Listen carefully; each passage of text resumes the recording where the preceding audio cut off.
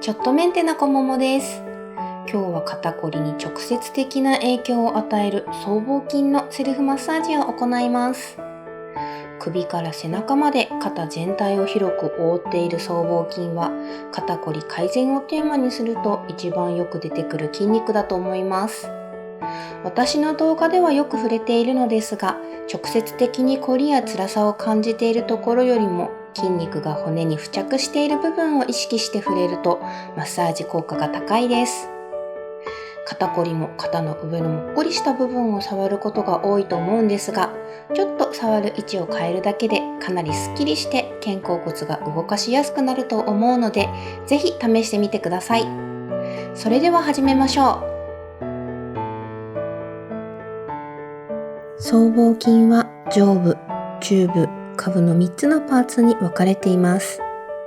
それぞれのパーツを意識してマッサージを行っていきましょう。左鎖骨の上側に右手の指先を当て、一番外側まで鎖骨をたどっていきましょう。上から見ると鎖骨と肩甲骨が交わった角に指がある状態です。思ったより肩の頂点まで鎖骨が続いているので、指で探ってみてください。中指と人差し指を鍵型に曲げ、鎖骨の際に軽く指先を入れて指圧しましょう。僧帽筋の上部は鎖骨の外側半分くらいに付着していますので、骨に沿って少しずつ指を移動しながら30秒全体的にほぐしていきます。指を左右に揺らしたりしながら痛気持ちいいくらいを目安に指圧します。痛みを感じると呼吸が止まりやすいので、深く柔らかい呼吸を繰り返しましょう。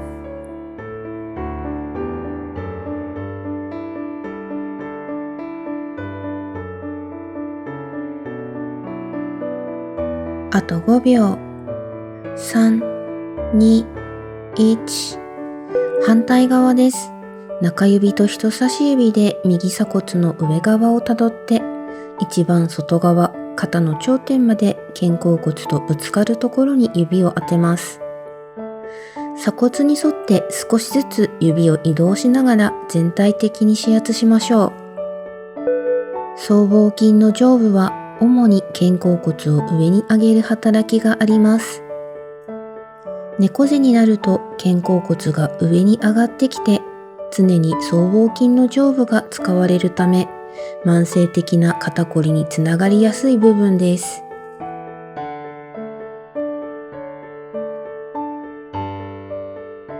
あと5秒。3、2、1。次は左の肩甲骨に移ります。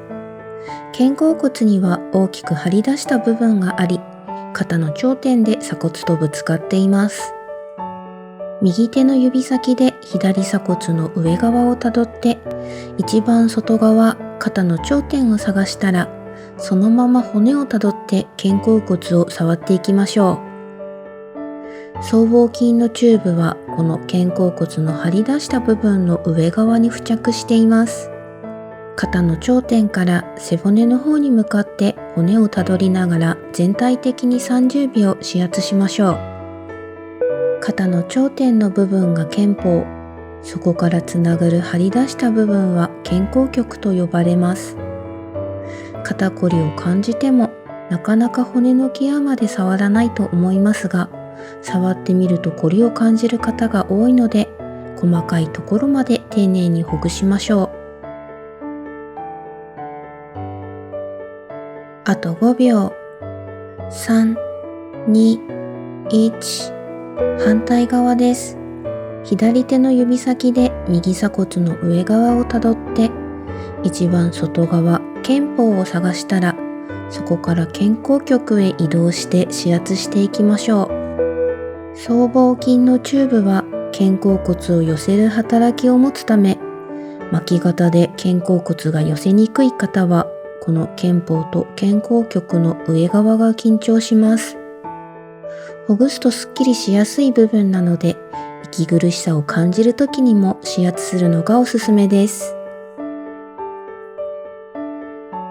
あと5秒。3、2、1。ここまで肩甲骨の上側を指圧してきましたが、次は下側の縁を触っていきましょう。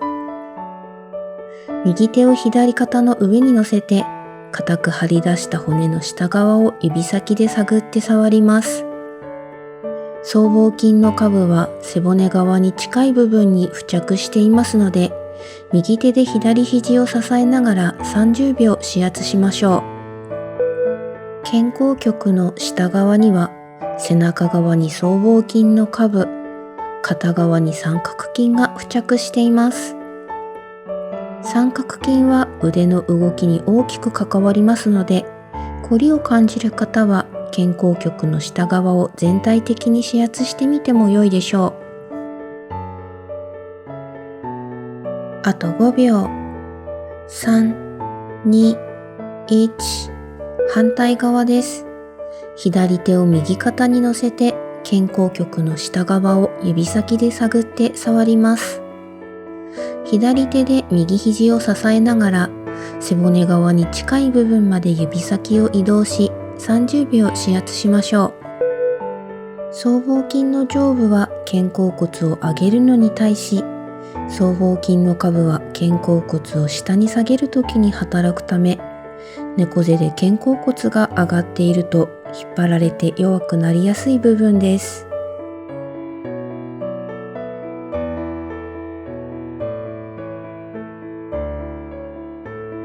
あと5秒。3、2、1。最後に背骨に沿って首の裏側をほぐします。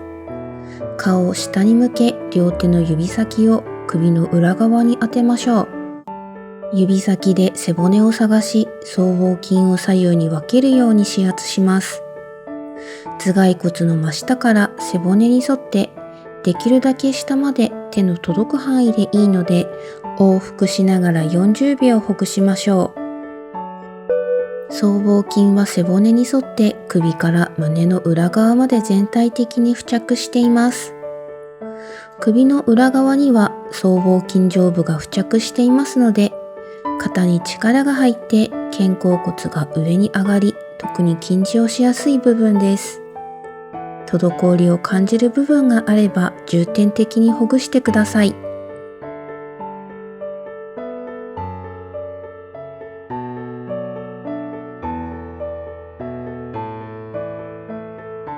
あと5秒。3、2、1。お疲れ様でした。ご視聴ありがとうございました。いかがでしたか？僧帽筋は肩甲骨の可動域に大きく関わるので、マッサージ後は肩を大きく動かしてみてくださいね。おすすめのストレッチ動画のリンクを概要欄に貼っておきます。この動画が気に入っていただけたら、グッドボタンとチャンネル登録をいただけると嬉しいです。また、週3回ライブ配信もしていますので、お時間が合えばお越しください。それではまた次の動画でお会いしましょう。